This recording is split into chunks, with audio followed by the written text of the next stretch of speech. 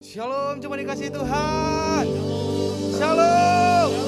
Kita bersyukur pada Tuhan. Hari ini kita bisa menikmati kebaikan Tuhan. Amin. Kalau kita ada hari ini, semua karena anugerah Tuhan. Dan saya percaya kehadiran kita hari ini adalah kemenangan kita. Bahwa Tuhan terus menyertai, Tuhan terus memampukan, menolong kita. Saya undang semua kita bangkit berdiri. Sebelum kita mulai ibadah kita teduhkan hati kita bersatu dalam doa. Kami mengucap syukur Tuhan buat semua kebaikan, anugerah dan kasih setia Tuhan dalam kehidupan kami. Pagi hari ini Tuhan, kami bersyukur kami ada semua karena anugerah Tuhan. Dan kami percaya juga Tuhan Kau telah hadir.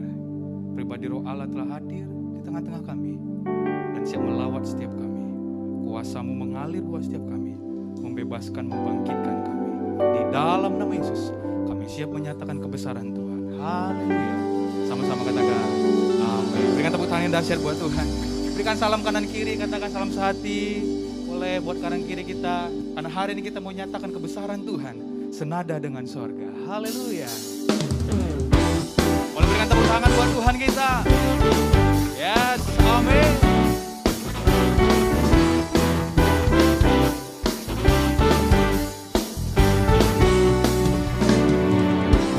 Tuhan, Engkau hadir, kuasa-Nya mengalir, melawat setiap hati kami. Yes, amin. Dengan iman katakan, Roh-Mu membebaskan, Roh-Mu membangkitkan, kebesaran-Mu dinyatakan. boleh sama-sama angkat tangan jemaat Tuhan, katakan kepada Tuhan.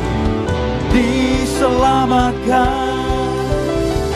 Yes, kami diselamatkan untuk menyembah Engkau Raja di atas segala raja.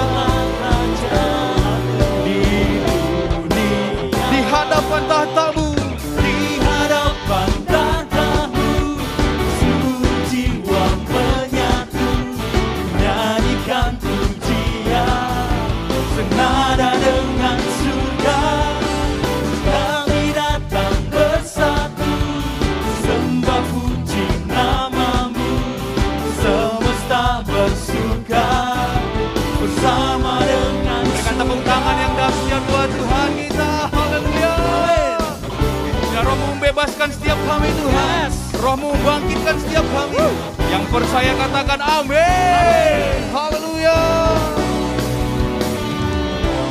Tuhan, Engkau hadir, kuasa-Nya mengalir, melawat setiap hati kami. Roh-Mu yang membebaskan setiap kami. Roh-Mu membebaskan, Roh-Mu membangkitkan, kebesaran-Mu dinyatakan. Boleh selagi dengan iman sama-sama angkat tangan katakan. Diselamatkan untuk menyembah, datanglah kerajaan-Mu Di hadapan tahta-Mu, di hadapan tahta-Mu, seluruh jiwa menyatu, nyanyikan pujian, senada dengan surga. Kami datang bersatu, sembah puji nama-Mu, semesta bersuka bersama dengan surga. kami percaya Tuhan, kuasa-Mu mengalir. Yang percaya katakan amin. Haleluya. Kuasa-Mu mengalir, Roh-Mu membebaskan setiap kami, membangkitkan setiap kami Tuhan. Amin. Haleluya. Kami percaya lawatan-Mu mengalir buat setiap kami. Di hadapan tahta-Mu Tuhan. Di hadapan tahta-Mu, Boleh sama-sama tepuk tangan di atas kepala jemaat Tuhan. menyatu, nyanyikan pujian, senada dengan surga. Kami datang bersatu, sembah puji nama-Mu, semesta bersuka bersama Di hadapan tahta-Mu, di hadapan tahta-Mu, seluruh jiwa menyatu, nyanyikan pujian, senada dengan surga.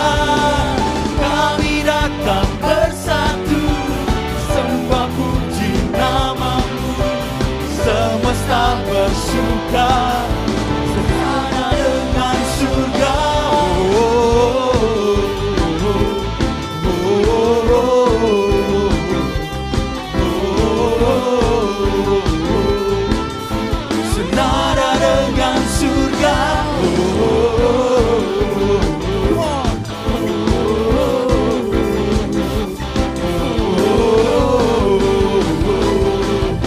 senada dengan surga.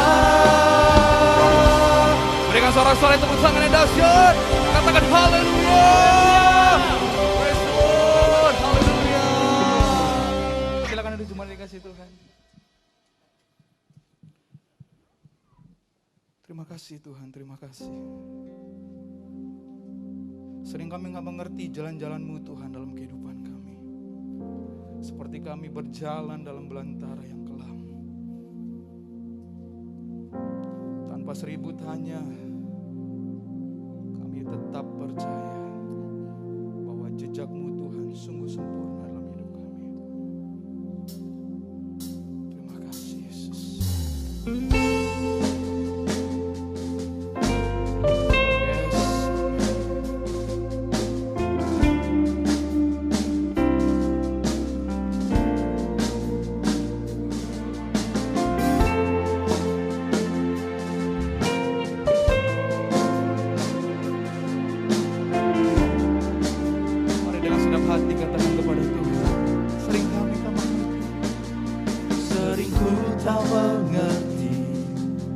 Jalan-jalan-Mu Tuhan bagai di belantara yang gelap.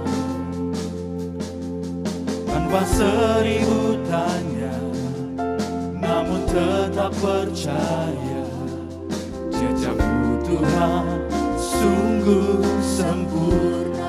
Yang percaya jejak Tuhan sempurna dalam kehidupan kita, mari angkat tanganmu, katakan. Ajarku memahami semua yang Kau ingini, agar hidupku puaskan hatimu. Bagimu aku rela sepenuh hati menghamba, serahkan diri genapi. Boleh berikan tepuk tangan yang terbaik buat Tuhan kita. Mari dengan segenap hati, tanda penyerahan kita kepada Tuhan. Kita sungguh percaya bahwa jalan Tuhan yang terbaik dalam kehidupan kita. Mari sama-sama katakan. Sering ku tak mengerti jalan-jalan-Mu Tuhan, bagai di belantara yang gelap. Tanpa seribu tanya, namun tetap percaya jejak-Mu Tuhan sungguh sempurna. Boleh selagi sama-sama angkat tangan, katakan, ajar kami. Ajarku memahami semua yang Kau ingini, agar hidupku puaskan. Ini kerinduan hati kami semua Tuhan. Bagimu aku rela sepenuh hati menghamba, serahkan diri genapi karya-Mu.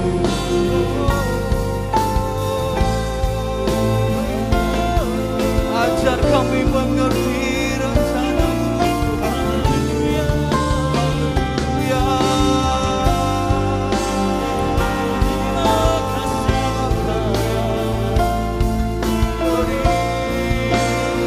Mari semua semakin berdiri sambil mengangkat tangan, katakan. Ajarku memahami semua yang Kau ingini, agar hidupku puaskan hatimu. Bagimu aku rela sepenuh hati menghamba, serahkan diri genapi. Dengan sungguh katakan iman kita kepada Tuhan.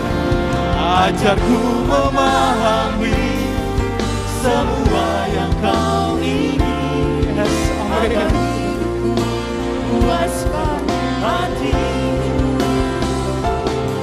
Bagimu aku rela sepenuh hati menghamba, serahkan diri genapi karya. Mari jemaat Tuhan, angkat kedua tanganmu, katakan kepada Tuhan. Ajarku memahami semua yang Kau ingini,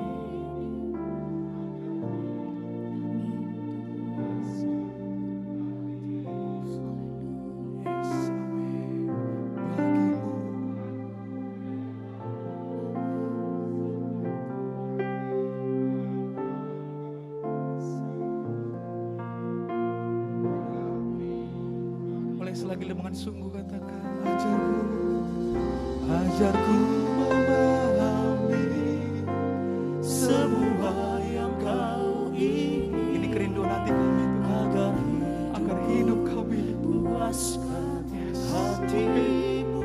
Amin.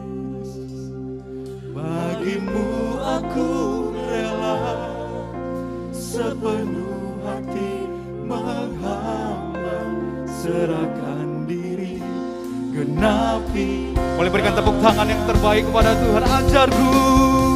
Ajarku memahami. Ajar kami Tuhan, tuntun kami, tolong kami, agar hidup kami puaskan hati-Mu Tuhan. Bagimu aku rela sepenuh hati menghamba, serahkan diri, genapi karya. Mari sembah Dia.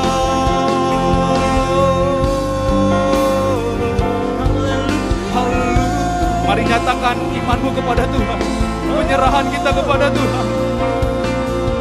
Biar hidup kami Tuhan ditemukan memuaskan hati-Mu.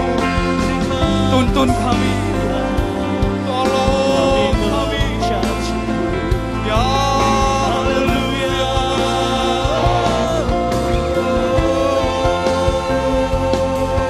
Segala puji, Ya Tuhan, ya segala hormat, siapapun kami hari ini Tuhan, biarlah kami ditemukan memuaskan hati-Mu. Hidup kami memuaskan hati-Mu. Tuhan tolong kami. Oleh setiap tangan-tangan yang berangkat pagi hari ini, berserah sungguh kepada Tuhan. Tolong kami, tuntun kami Tuhan, agar kami mengerti rencana-Mu. bagi setiap Ya, ya, haleluya. Rekalalalala baseke. Haleluya.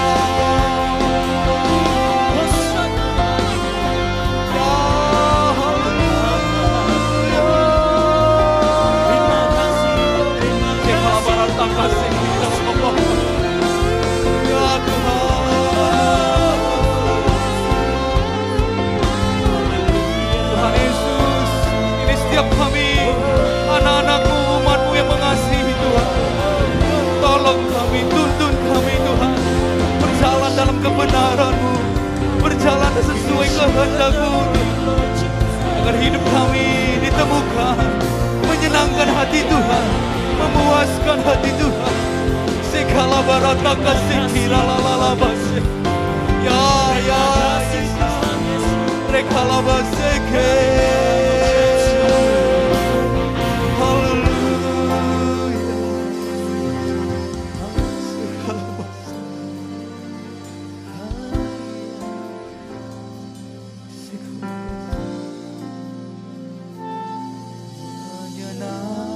Menyenangkanmu, senangkanmu, hanya itu kerinduanku.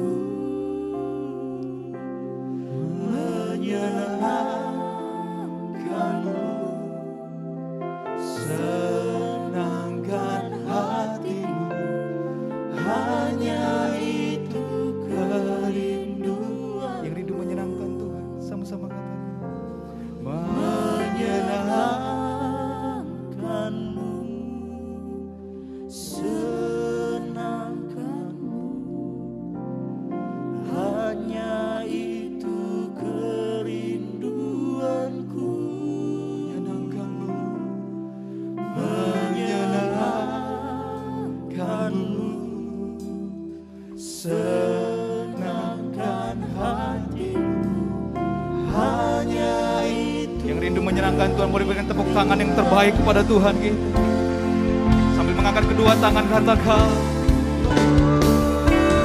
menyenangkanmu, senangkanmu, hanya itu kerinduanku. Menyenangkanmu, senangkan hatimu, hanya itu kerinduanku.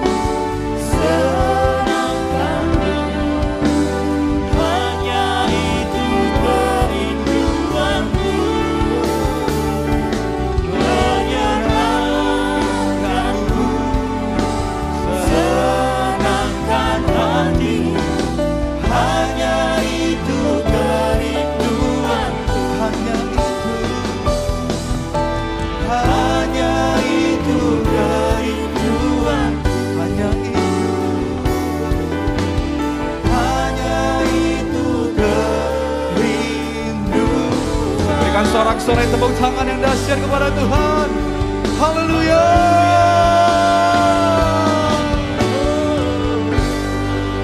Biarlah hidup kami Tuhan menyenangkan hati-Mu. Hidup kami memuaskan hati-Mu. Tuntun tolong kami Tuhan. Biarlah kebenaran firman Tuhan yang kami dengar hari ini menuntun kami, memampukan kami berjalan dalam kebenaran-kebenaran Tuhan. Biarlah kebenaran firman Tuhan memerdekakan setiap kami. Kebenaran Tuhan tuh menegur setiap kami. Biarlah kebenaran Tuhan memerdekakan setiap kami yang mendengar hari ini. Di dalam nama Tuhan Yesus, kami siap mendengarkan firman Tuhan. Yang siap dengan firman Tuhan, mari sama-sama katakan amin. Dan hari ini saya akan menyampaikan firman dengan judul Hati Benar, Rohani Bersinar. Saudara-saudara, tahun 2022 ini juga adalah tahun yang penuh dengan tantangan. Karena itu kita harus memiliki kerohanian yang sungguh-sungguh sehat dan kuat agar kita bisa bertumbuh. Iman kita harus teguh supaya kita mendapatkan kemenangan. Itulah kesehatan rohani yang kita harus miliki dalam kehidupan. Dan apa kuncinya supaya rohani kita sehat? Selalu menjaga hati yang benar. Alkitab berkata, jagalah hatimu dengan segala kewaspadaan, karena dari situlah terpancar kehidupan. Kalau hati kita kotor, kalau hati kita jahat, kalau hati kita tidak berkenan kepada Tuhan, rusak, hancur hidup kita. Tapi kalau hati kita cinta Tuhan, hati penuh dengan kasih, tahun ini sebesar apapun tantangannya, ada kemenangan yang kita yakini Tuhan akan berikan.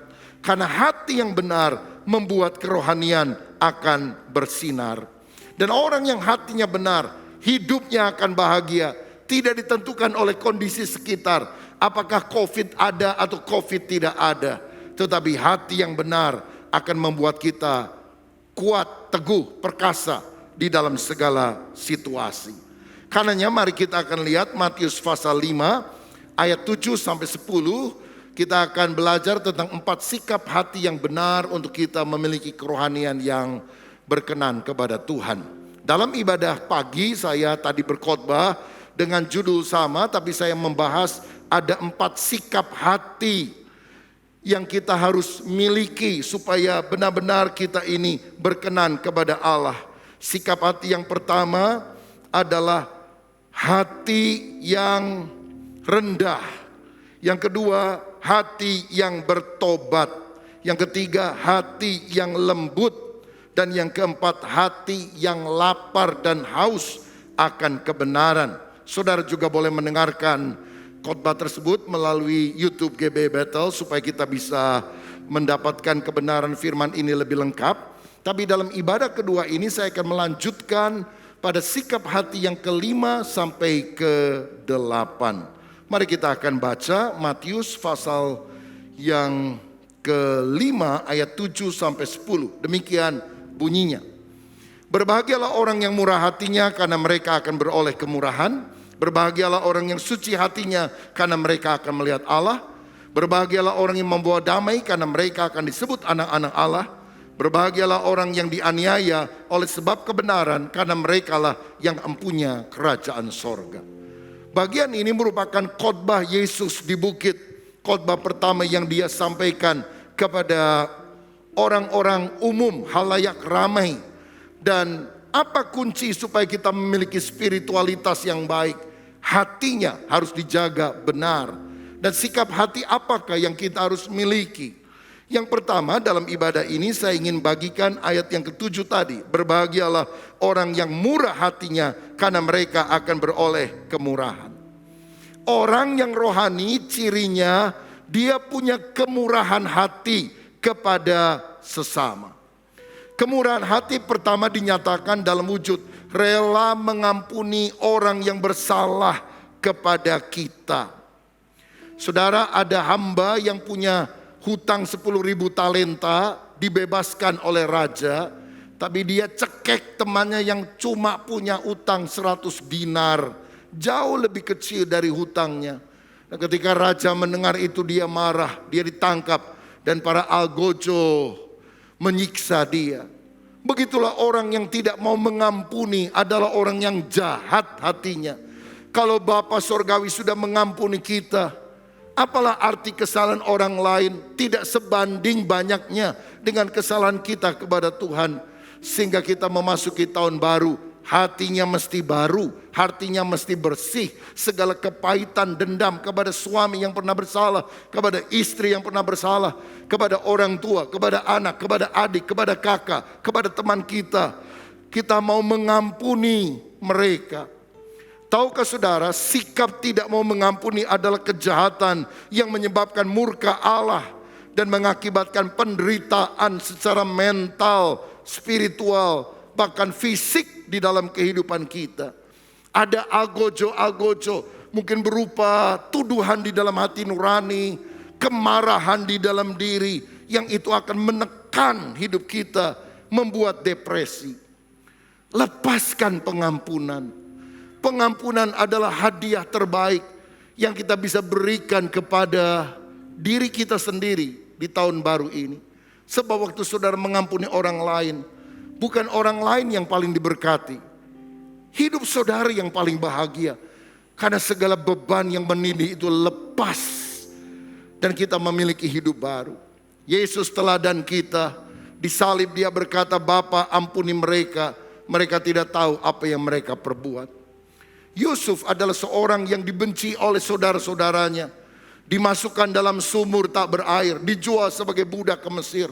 Dia punya alasan untuk membenci saudaranya, membalas dendam. Kalau ada adik kakak sedang bertengkar, bersengketa, saya rasa saudara belum pernah dijual sebagai budak oleh saudaramu. Engkau tidak pernah dimasukkan di dalam kurungan dan sebagainya, sumur yang tak berair, mau dibunuh.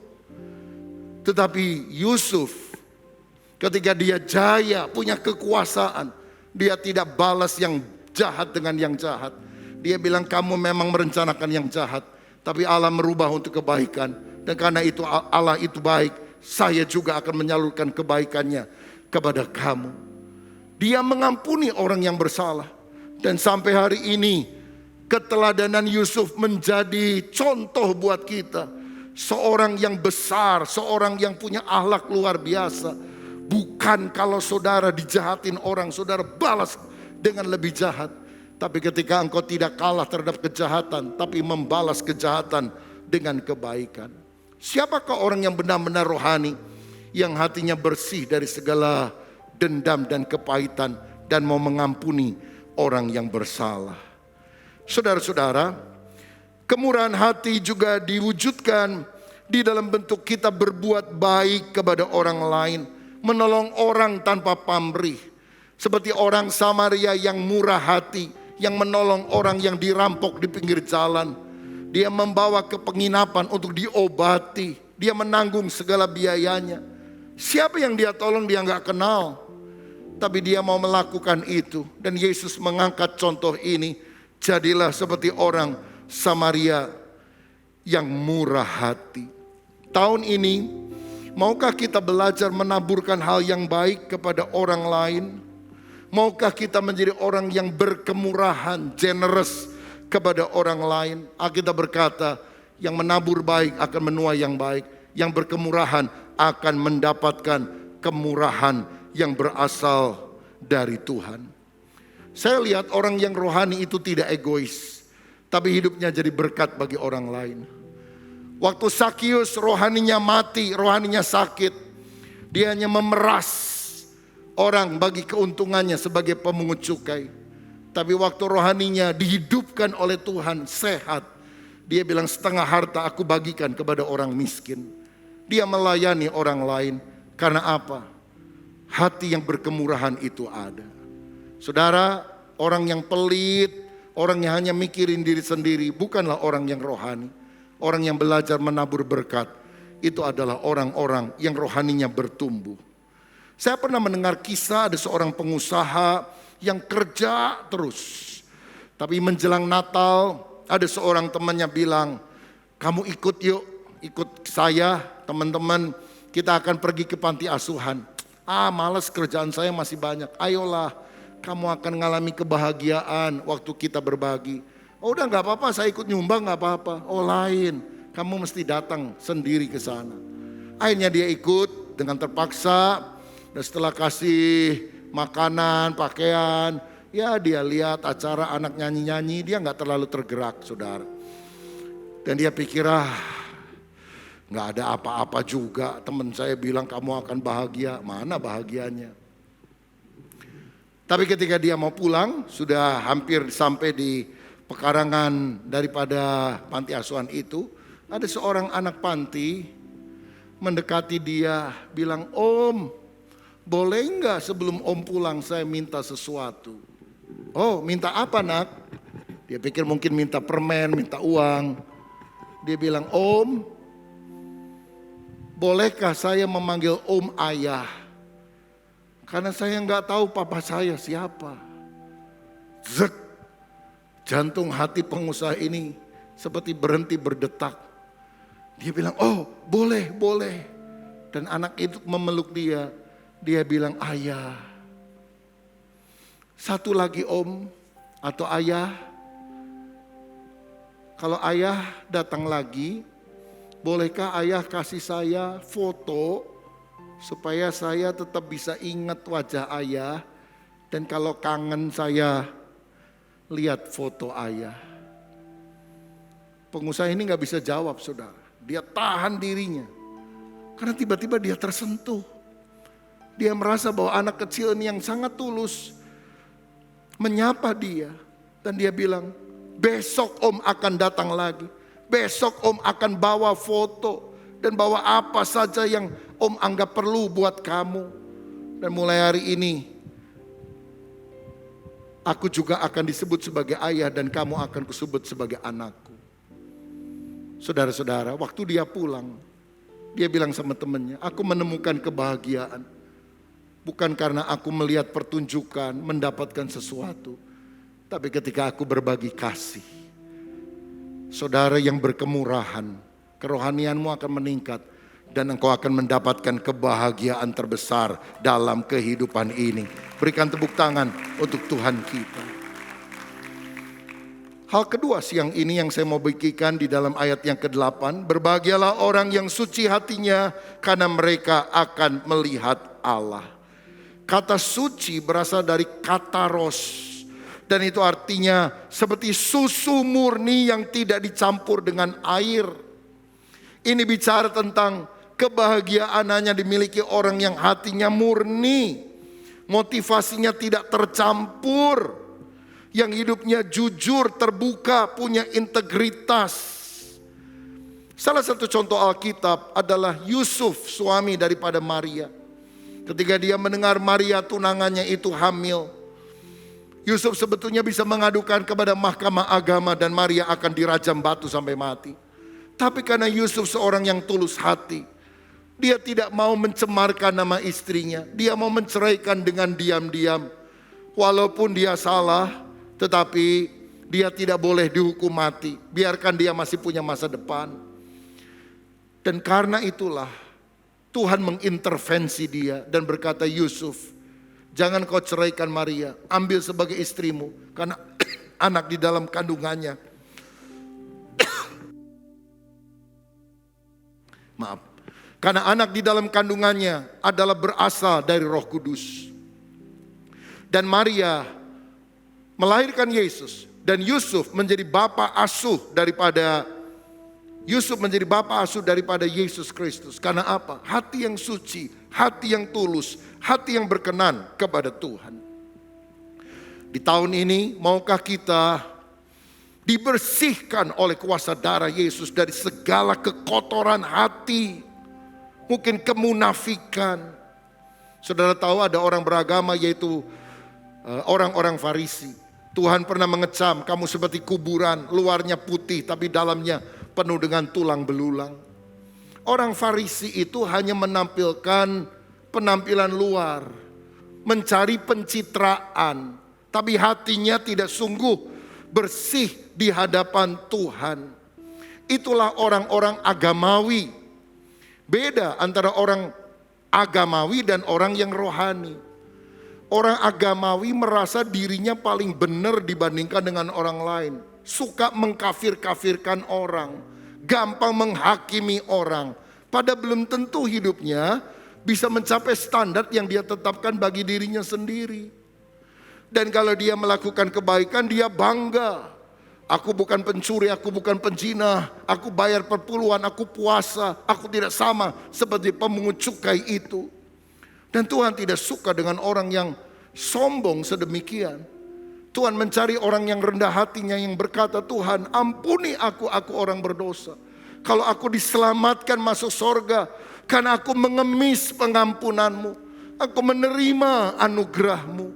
Itulah yang hatinya, orang yang hatinya disucikan oleh Tuhan.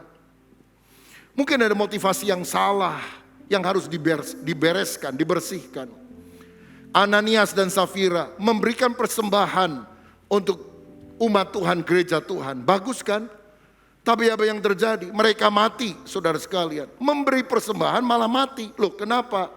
Karena yang Tuhan lihat bukan hanya perbuatan yang baik, tapi sikap hati, motivasi yang baik. Sikap hatinya ingin mendapatkan kedudukan, jabatan melalui apa yang dia berikan. Bahkan dia mendustai Roh Kudus. Saya ingat ada seorang rekan hamba Tuhan cerita, Pak, saya di gereja ini disupport oleh seorang pengusaha.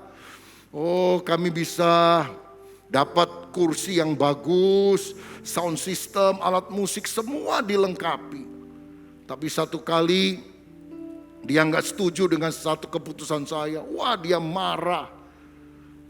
Sejak itu dia tidak mau support saja saya. Dia bilang, awas ya, saya akan lakukan sesuatu. Dan minggu depannya ketika mereka mau ibadah, ketika pintu tempat ibadah, ruko kecil dibuka, kaget saudara. Sound system udah gak ada, alat musik udah gak ada, bangku udah gak ada. Dibawa semuanya. Aduh, sampai dia bingung, gak bisa kebaktian saudara. Saya bilang gak apa-apa. Orang memberi itu karena Tuhan, bukan karena senang atau tidak senang sama pendetanya. Dia berani begitu, dia hadapan sama Tuhan langsung. Apa dia pikir dia bisa menghukum gereja dengan cara demikian? Biar Tuhan yang berurusan langsung. Ada loh orang seperti itu sekarang. Orang yang hatinya gak tulus. Seorang rekan hamba Tuhan lain cerita, Pak, saya disupport oleh seorang pengusaha. Dia suka kasih persepuluhan. Tapi satu kali dia gak setuju dengan saya karena pendetanya tergerak membantu misi dan sebagainya. Dia bilang, udah kita aja, gak usah pikirin orang lain. Tapi dia berusaha jelaskan, gereja itu mestinya misi. Oh, dia marah, dia keluar dari gereja. Dia minta semua persepuluhan yang sudah sekian tahun dia berikan, saudara. Masuk ke pengadilan, waduh. Saudara tahu, banyak orang memberi tidak tulus. Hanya untuk menyenangkan kemauannya sendiri. Tapi saya mau bilang, ini ciri akhir zaman. Orang yang model semacam itu gak takut sama Tuhan. Dia akan berhadapan dengan Tuhan. Tapi kita harus memiliki hati yang tulus, hati yang bersih, hati yang suci. Segala kemunafikan, motivasi yang salah, kesombongan, cinta uang, iri hati, bahkan pikiran yang kotor, hidup yang kotor, perbuatan kotor dengan percabulan dan semuanya. Kita patahkan dalam nama Tuhan Yesus Kristus. Sehingga tahun ini Tuhan membersihkan kita. Segala dosa yang lalu kita tinggalkan. Dan biarlah Tuhan membaharui kita. Yakobus 4 ayat 8 berkata demikian. Mendekatlah kepada Allah dan Ia akan mendekat kepadamu. Tahirkanlah tanganmu, hai kamu orang yang berdosa. Dan sucikanlah hatimu, hai kamu yang mendua hati. Kita harus minta disucikan oleh darah Yesus. Tapi kita juga harus bertekad untuk hidup suci. Sucikanlah hatimu, hai kamu yang mendua hati. Bukankah Tuhan yang menyucikan kita dengan darahnya? Ya. Tapi ini menunjukkan bahwa ada komitmen untuk kita juga hidup suci. Supaya tidak mendua hati terus. Sorga oke, dunia juga oke. Tapi kita mau hidup berkenan kepada Tuhan. Saya teringat ada seorang muda yang namanya Agustinus. Pada masa kehidupannya saudara, dia memiliki ilmu yang tinggi. Tapi moralitasnya rendah. Dia bergaul dengan para pelacur. Dan dia melakukan banyak dosa. Tapi satu kali ketika hatinya merasa kosong, hampa, walaupun ilmunya banyak, walaupun dia dikenal oleh banyak orang, di tengah kekosongan hatinya, seperti ada suara yang berbisik di hati nuraninya, bacalah. Dia pikir baca apa? Buku filosofi saya sudah banyak baca. Dan dia ingat ibunya yang bernama Monica yang tinggal di kampung. Sebelum pemuda ini pergi ke kota besar, ke Roma, menitipkan Alkitab. Dan ibunya pernah berkata, bacalah Alkitab dengan tekun. Tapi dia tidak pernah baca Alkitab. Di tengah kekosongan hati itu dia pulang ke rumah. Dia ambil Alkitab yang sudah berdebu karena tidak pernah dia baca. Dia buka secara acak. Roma pasal 13, dia temukan ayat-ayat yang berkata, hari sudah jauh malam, telah hampir siang. Tinggalkanlah perbuatan kegelapan, kenakanlah perlengkapan senjata terang. Saudara-saudara, sejak hari itu hidupnya berubah. Dia menjadi seorang yang saleh. Dia menjadi seorang teolog yang terkemuka. Orang Katolik menyebutnya bahkan dengan istilah Sin Agustinus, Santo Agustinus. Satu kali Agustinus pernah cerita, dia pergi ke kota dan dia berpapasan dengan wanita tunasusila, pelacur langganannya zaman dulu. Dan dia teriak, itu perempuan teriak, Agus, kemana wae ya? Kemana aja? Udah lama gak ketemu. Waduh, Agus jadi kaget saudara sekalian. Dia pura-pura gak lihat, pura-pura gak lihat, masa lupa sama saya. Di tengah godaan itu, dia menjawab begini, Agustinus yang lama sudah mati, Agustinus yang ada sekarang adalah Agustinus yang baru. Dia lari meninggalkan tempat itu dan dia menjaga kekudusannya sampai akhir hayatnya. Seberapa banyak dosa yang kita pernah lakukan ketika kita bertobat, Tuhan memberikan pengampunan kepada kita. Jangan lihat terus masa lalu, lihat masa depan. Asal hati kita beres, bersih di hadapan Tuhan. Ada pemulihan yang Tuhan akan kerjakan dalam hidup kita. Ada penyucian yang Dia lakukan supaya hidup kita berkenan kepada Tuhan. Saudara-saudara, orang yang hidup di dalam kekudusan akan melihat Tuhan, kata firman. Ibrani 12 ayat 14 juga berkata, kejarlah kekudusan, sebab tanpa kekudusan orang tidak akan melihat Tuhan. Saudara sekalian, melihat Tuhan, kalau kita hidup kudus berarti kita akan melihat Dia muka dengan muka dalam keadaan sebenarnya. Kalau Tuhan Yesus datang untuk kali kedua, atau kalau Tuhan belum datang, barangkali kita yang datang duluan kepada Dia, kita mati. Tapi kita akan melihat Dia. Tuhan yang akan kita jumpai, bukan Lucifer, bukan setan, saudara-saudara. Lagi pula, melihat Tuhan artinya kita akan merasakan kehadirannya, penyertaannya, persekutuan yang indah dengan Dia. Orang yang hatinya suci, mencintai Tuhan, dia akan mengalami selalu penyertaan, pendampingan, bahkan di tengah tantangan sekalipun. Saudara, saya mau katakan, kalau engkau adalah seorang yang cinta Tuhan, melayani dengan tulus, engkau membaktikan hidupmu sebagai volunteer di gereja. Saudara sudah sibuk dengan pekerjaan, tapi engkau ingin tetap melayani Tuhan dengan tulus tanpa pamrih. Saya berdoa, Tuhan akan membukakan pintu berkat dalam hidup saudara. Engkau akan melihat Tuhan, kemuliaannya, berkatnya, pimpinannya, penyertaannya. Tuhan akan memberikan yang terbaik bagi setiap orang yang mau menjalin keintiman dengan Dia. Dan orang yang melihat Tuhan, artinya intim dengan Tuhan, akan seperti Abraham yang disebut sebagai sahabat Allah. Seperti Musa yang melihat Allah muka dengan muka. Seperti Henoh yang hidup bergaul dengan Allah. Dan dia tidak ada lagi karena dia diangkat oleh Tuhan. Saya tidak tahu kapan Tuhan akan datang untuk kali kedua.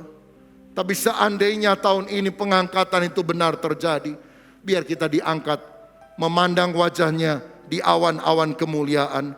Kita tidak ditinggalkan oleh Tuhan, karena hati kita sudah disucikan oleh darah Tuhan Yesus. Siapa yang ketika Tuhan datang menjemput umatnya di bumi, Kita mau ditemukan terangkat. Kita mau menyembah Dia di dalam kekudusan dan kebenaran sampai selama-lamanya. Boleh angkat tangan?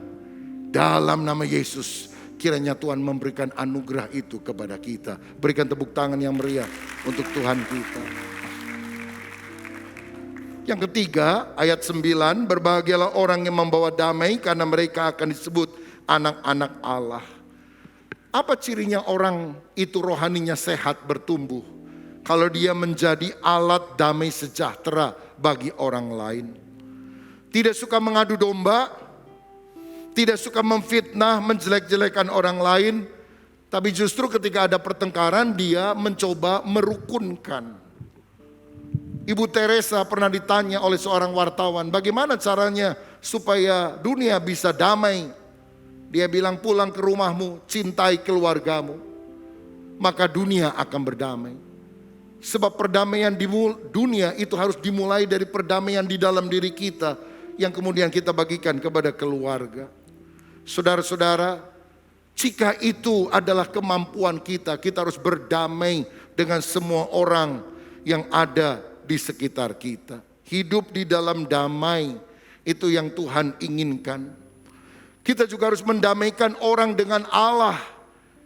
Caranya bagaimana? Memberitakan Injil damai sejahtera. Supaya akhirnya mereka bertobat, percaya kepada Yesus, dosanya diampuni, dan hidup baru diberikan.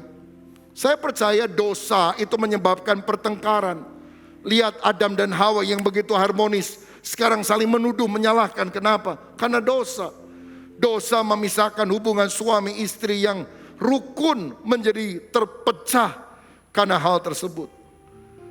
Saya mau bilang, orang walaupun rajin ke gereja, dia mungkin agamawi tapi tidak pernah rohani kalau selalu bertengkar dalam hidupnya, bertengkar dalam keluarga, bertengkar dengan orang-orang yang ada di sekitar.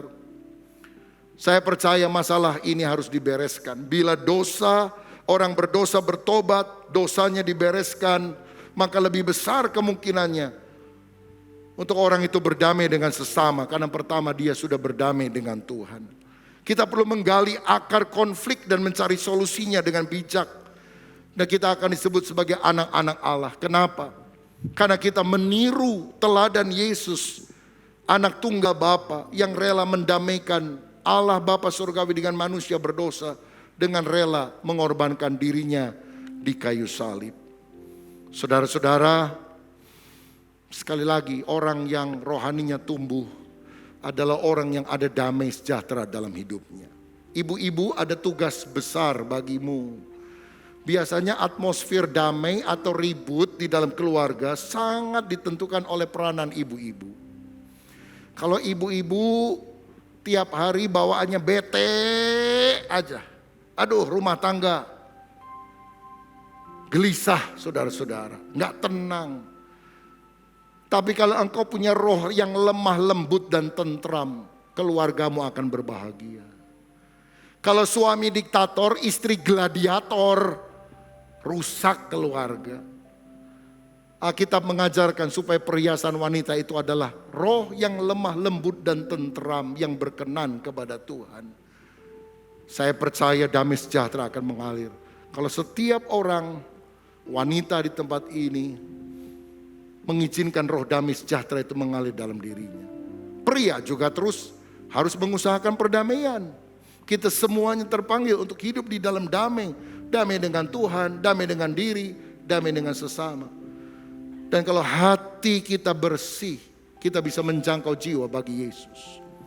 Saya teringat dari Inggris ada seorang penginjil yang luar biasa namanya Smith Wigglesworth. Dia dipakai di dalam KKR kesembuhan ilahi. Banyak orang buta melihat, orang lumpuh berjalan. Dan beberapa kali Tuhan pakai dia untuk membangkitkan orang mati. Membangkitkan orang mati, bayangkan, wow.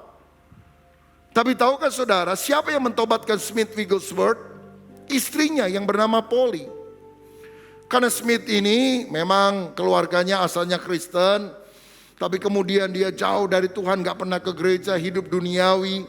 Dan dia kasar karena kerjaannya tukang ledeng, saudara.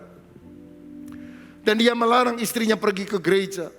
Tapi satu kali Polly, istrinya berkata, hari ini hari Natal, Mari kita ke gereja bersama.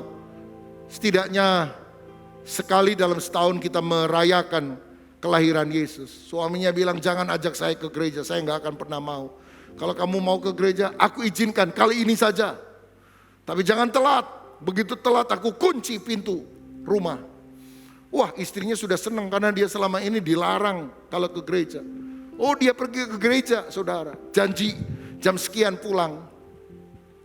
Tapi rupanya hari Natal itu ada acara drama di gereja, jadi dia pulang agak sedikit lambat. Mungkin beda cuma 5-10 menit dari apa yang dia janjikan. Suaminya kunci pintu, saudara. Ini istrinya gedor-gedor nggak dibuka. Telat. Kamu harus konsekuen, tinggal di luar. Tapi ini musim salju. Aku kedinginan, aku bisa mati beku di luar. Terserah kamu. Saudara, dibiarin sekian lama di luar, menggigil kedinginan. Tapi karena istrinya ketok pintu terus, akhirnya suaminya buka pintu. Waktu buka pintu, Smith udah pikir, wah pasti istrinya akan marah, ngamuk dan sebagainya, mencereweti dia. Tapi enggak tuh, istrinya masuk ke dalam. Dia berganti pakaian, saudara sekalian, dengan baju hangat. Dia kemudian masak sup, menghidangkan teh panas. Dan dia panggil suaminya, ayo kita minum. Ayo kita makan sup di luar dingin sekali, pasti kamu juga kedinginan. Suaminya kaget. Apa nggak salah ini? Dia kok nggak marah? Akhirnya dia pikir oke, waktu dia makan, paling setelah makan, wah mulai.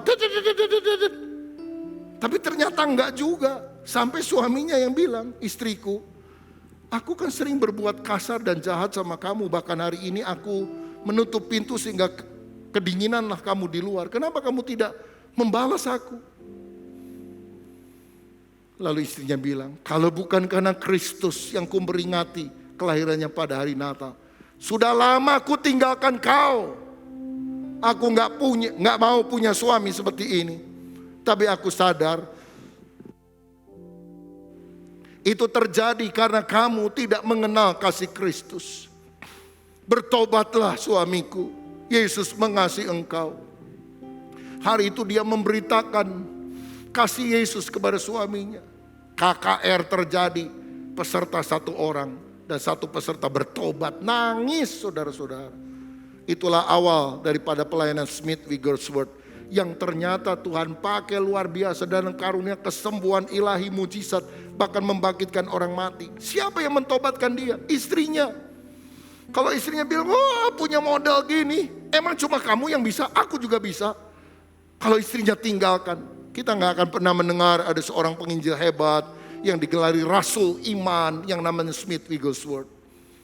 Tapi orang yang hatinya penuh dengan damai sejahtera, itu membuat keluarga menjadi harmonis. Bahkan akhirnya banyak jiwa-jiwa bertobat karena keluarga ini menjadi teladan bagi banyak orang. Siapa yang rindu Tuhan memakai kita menjadi alat kemuliaannya. Supaya banyak keluarga diselamatkan. Mulai dari keluargamu sendiri. Damai sejahtera Tuhan mengalir. Yang terakhir yang keempat. Ayat 10-12. Berbahagialah orang yang dianiaya oleh sebab kebenaran. Karena mereka yang mempunyai kerajaan sorga. Berbahagialah kamu jika kamu, karena kamu dicela dan dianiaya dan kepadamu difitnahkan segala yang jahat. Bersukacitalah dan bergembiralah karena upahmu besar di sorga, sebab demikianlah juga telah dianiaya nabi-nabi yang sebelum kamu. Yang keempat siang ini adalah orang yang sungguh rohani, hatinya tabah ketika menghadapi tantangan, kesulitan, bahkan aniaya. Barang siapa mengikut Yesus, itu bukan jalannya enak-enak, lancar semuanya. Dia akan menderita aniaya, kata firman Tuhan. Dianiaya bukan karena kebodohannya. Dianiaya bukan karena dosa. Saudara nyolong lalu digebukin orang sekampung. Itu bukan salib yang harus saudara tanggung. Itu dosamu sendiri. Tapi kalau kita hidup benar, kalau kita percaya Yesus, kita gak bisa naik jabatan. Kalau kita percaya kepada Yesus, kita dikucilkan, disingkirkan. Tapi kita tetap setia kepada Tuhan. Itulah aniaya yang harus kita terima dengan hati tabah. Bentuknya macam-macam, bisa fitnah, aniaya, dipenjara, bahkan dibunuh. Dalam situasi semacam itu jangan mengasihi diri sendiri, self pity. Aduh, saya udah percaya Yesus, kok gini amat ya. Mendingan saya tinggalkan Tuhan, saya pikir enak. Percaya sama Yesus. Saudara, percaya Yesus selamat. Itu yang paling penting. Soal enak gak enak itu bukan masalah yang paling penting. Tapi jaminan keselamatan tidak bisa diperoleh di dalam siapapun. Jangan hatimu penuh dengan dendam, tawar hati, percuma. Ikut Yesus, lalu kompromi. Jangan menyerah ketika kesulitan, tantangan datang dalam hidup saudara. Orang yang imannya tidak bertumbuh, aduh COVID lama pisan. Usaha saya kok bangkrut, ikut Yesus gak ada gunanya. Udahlah, saya percaya, dukun aja. Engkau akan kehilangan segala-galanya, saudaraku. Yang dibutuhkan adalah resilient, sikap hati yang tabah, tangguh menghadapi segala tantangan. Kalau engkau menderita, kata Yesus, hendaklah engkau bersukacita, bergembira, karena upahmu besar di sorga. Kalau Yesus menderita, lalu kita menderita, bukankah kita berada pada jalan Yesus Kristus? Itu membuktikan kemurnian iman kita. Sama seperti Yesus, Nabi dan para Rasul dianiaya, tapi mereka tetap memiliki iman yang teguh. 1 Petrus 4 ayat 14 berkata, berbahagialah kamu jika kamu dinista karena nama Kristus, sebab roh kemuliaan, yaitu roh Allah ada padamu. Saudara-saudara, saya ingat mungkin akhir 70-an, menjelang tahun 1980-an, ada seorang latar belakang non-Kristen mencari-cari kesalahan orang Kristen, melakukan banyak hal yang merugikan gereja-gereja di Jawa Barat. Akhirnya ketika dia mencari-cari kesalahan Alkitab, ditangkap Tuhan. Ketika dia membaca pada mulanya adalah firman, firman bersama dengan Allah, firman itu adalah Allah. Firman menjadi manusia, itulah Yesus Kristus. Karena begitu besar kasih Allah akan dunia ini, sehingga dikaruniakan anak yang tunggal. Dia sadar, aku benci orang Kristen, aku cari-cari kesalahan Alkitab. Ternyata Tuhannya orang Kristen mencintai saya. Dia bertobat jadi Kristen, percaya Yesus. Apa akibatnya? Di penjara 6 tahun karena imannya, saudara. Tapi untunglah dia tidak menyangkal Tuhan. Dalam satu kesempatan dia pernah ngomong, setelah saya keluar dari penjara ada orang-orang mengajak saya kembali kepada kepercayaan yang lama. Saya bilang, ngapain, rugi udah 6 tahun penjara. Ya, kalau mau tetap yang dulu nggak usah di penjara dulu dong. Namanya Yusuf Roni, saudara. Minggu depan dia akan khotbah di sini. Ada orang yang menderita karena Kristus. Kita senang loh bisa ke gereja. Haleluya, puji Tuhan. Ada orang demi imannya harus bertahun-tahun di penjara. Dia cerita, dia pernah dianiaya, disetrum pakai listrik, saudara. Wut. Oh, penderitaan yang terjadi.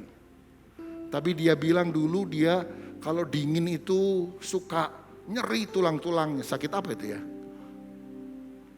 Hah? Rematik. Tapi keluar dari penjara rematiknya hilang, saudara. Nggak tahu, mungkin karena terlalu banyak disetrum barangkali, saudara. Jangan lakukan itu di rumah tentunya. Tapi saya melihat di sini orang yang tabah, imannya dimurnikan. Lalu orang yang tabah dalam kesulitan menjadi teladan, sehingga bisa menguatkan orang yang lain. Daniel yang tabah dimasukkan ke gua singa, memberikan keteguhan. Kalaupun kita berada dalam gua singa, dalam lembah bayang maut, asal Tuhan besertaku, aku tidak akan takut bahaya. Tuhan akan mengatupkan mulut singa. Sadra, Mesa, Abednego mau dilempar dalam dapur api, asal menyembah patung yang didirikan Nebukadnezar. Tapi mereka berkata, Tuhan akan melepaskan kami dari dapur api ini. Tapi seandainya tidak, kami tetap akan setia sama Tuhan. Itulah orang yang benar-benar rohani, bukan cuma agamawi. Bagi kita itu berarti, Tuhan, aku percaya tahun ini Engkau akan menyembuhkan penyakitku, Engkau akan memberkati hidupku.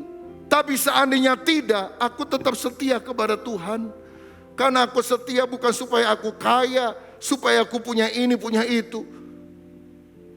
Aku mau setia kepadamu karena engkau yang pertama-tama setia dan mengasihi aku. Orang yang tabah hati, dia akan melihat kemuliaan Allah dinyatakan dalam hidupnya. Mulut singa terkatup, dapur api menjadi tempat di mana kemuliaan Allah dinyatakan. Karena Tuhan hadir di tengah dapur api dan memberikan pertolongan. Seandainya tahun ini, banyak orang berkata ini tahun di mana akan banyak inflasi, resesi, masalah dan sebagainya. Kita berkata Tuhan sanggup menolong saya.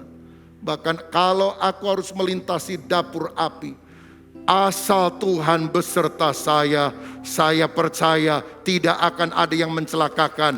Ada kemenangan yang Tuhan berikan kepadaku. Penutup adalah ini. Saudara, kalau saudara lihat gambar lingkaran di depan, banyak orang untuk berhasil itu lebih menekankan performance di luar. Oh, bajunya lebih bagus, cara penyajiannya, belajar public speaking atau apapun, kemasannya lebih ditata. Oh, itu boleh, bagus. Tapi saya mau bilang, sebetulnya untuk menjadi orang yang berhasil di tengah tantangan, bukan performa luar yang paling penting, tapi karakter yang ada di dalam. Betul saudara? Tetapi saya mau bilang ada sesuatu yang lebih dalam lagi daripada karakter. Orang-orang bahkan non-Kristen selalu bilang karakter yang harus dibentuk. Itu bagus. Tapi kalau saya baca di dalam Galatia 5 ayat 22 sampai 23, firman Tuhan berkata, buah roh adalah kasih, sukacita, damai sejahtera, kesabaran, kemurahan, kebaikan, kesetiaan, kelemah lembutan, penguasaan diri. Ada 9 jenis buah roh yang dituliskan di sini. Dan semuanya adalah buah roh. Hasil persekutuan dengan Roh Kudus, di mana kerohanian kita bertumbuh, maka karakter ilahi akan nyata dalam hidup kita. Itu sebabnya kalau hati kita benar, karena relasi kita dengan Tuhan baik, maka karakter akan bertumbuh. Jadi yang paling penting adalah bangunlah kerohanianmu. Milikilah spirit of excellence, roh yang luar biasa. Roh bukan hanya sekedar sikap baik yang kita miliki, tapi ini relasi kita, hubungan kita dengan Tuhan. Dan jika rohani kita sehat, itu akan mempengaruhi seluruh aspek dalam kehidupan kita. Kalau roh kita dibangunkan, karakter kita lebih baik. Hikmat Allah akan mengalir, sehingga akan ada terobosan di dalam apa yang kau kerjakan. Keterampilan, skillmu akan bertambah. Performancemu akan meningkat. Dan semua dimulai dari roh yang sehat, roh yang perkasa, hubungan dengan Tuhan yang baik.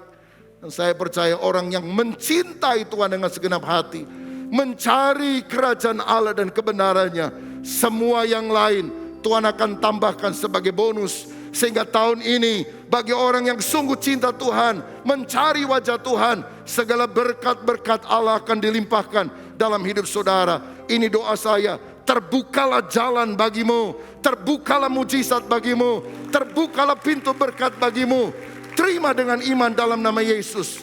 Ketika engkau menomorsatukan Tuhan, membangun kerohanian kita di atas segala-galanya. Miliki sikap hati yang benar, maka kerohanian kita akan bersinar. Selamat tahun baru, Tuhan Yesus memberkati kita semuanya.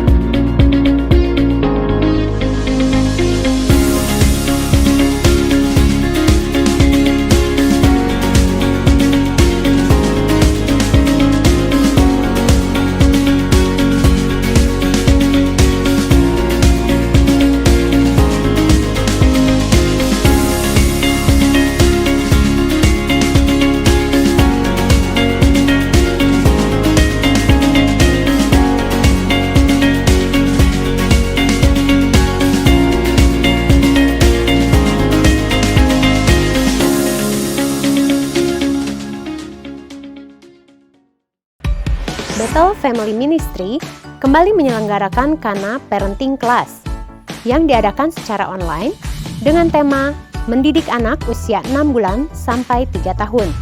Kana Parenting yang sudah memberikan pengetahuan yang luar biasa bagaimana cara kita sebagai orang tua untuk mendidik anak kita secara Alkitabiah. Kelas diadakan setiap hari Jumat dari 4 Februari hingga 25 Februari, mulai jam 7 malam. Untuk aturan makan, aturan main, aturan tidur, kami juga diajarkan di kelas ini sih, bagus. Pendaftaran melalui link berikut ini. Segeralah mendaftar karena kuota terbatas.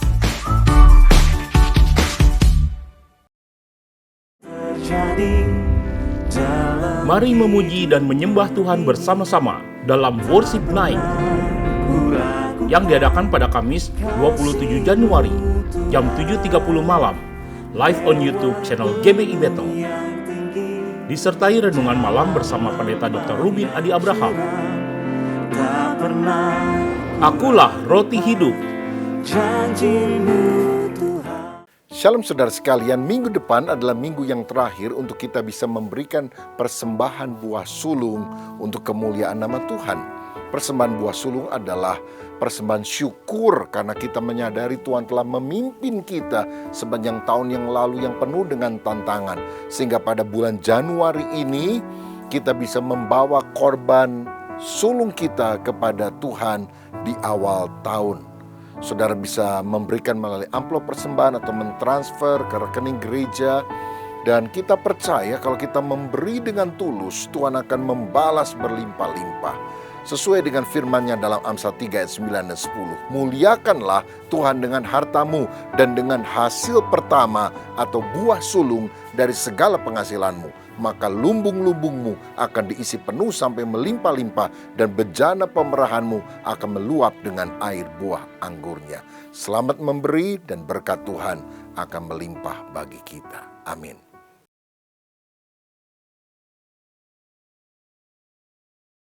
Sebelum mengakhiri ibadah, mari kita bersatu dalam doa. Kami bersyukur Tuhan Yesus buat pagi yang indah ini Tuhan. Kami telah beribadah Tuhan sekalipun secara online, tapi kami selalu percaya Tuhan Yesus. Sekalipun kami melalui media online, kami percaya kuasa Tuhan tidak akan pernah berkesudahan bagi hidup kami. Mari Tuhan berkati setiap firman Tuhan yang telah dibagikan. Biarkan setiap firman yang telah dibagikan menjadi rema dalam hidup kami. Engkau berkati setiap umat-Mu, setiap jemaat-Mu yang telah mengikuti ibadah. Biarkan Tuhan melalui setiap ibadah ini Tuhan yang sakit disembuhkan, yang lemah dikuatkan. Dan kami bisa bersama-sama kembali lagi Tuhan berkumpul untuk kembali memuji nama Tuhan minggu-minggu berikutnya. Hanya di dalam nama Tuhan Yesus Kristus kami berdoa dan mengucap syukur. Amin. Saudara, mari kita akhiri ibadah kita, angkat tanganmu dan terimalah berkat Tuhan. Biar berkat daripada Allah Bapa, kasih daripada Tuhan Yesus Kristus, persekutuan dan penghiburan Roh-Nya yang kudus, biar itu tinggal di dalam hidup saudara dan saya, sehingga sungguh kita boleh mengisi kehidupan kita dan mewarnainya bersama dengan Kristus. Biar berkat ini turun atas kita semua, mulai dari saat ini, bahkan sampai selama-lamanya. Yang percaya bersama-sama kita katakan, amin. Tuhan memberkati. Salam sehati.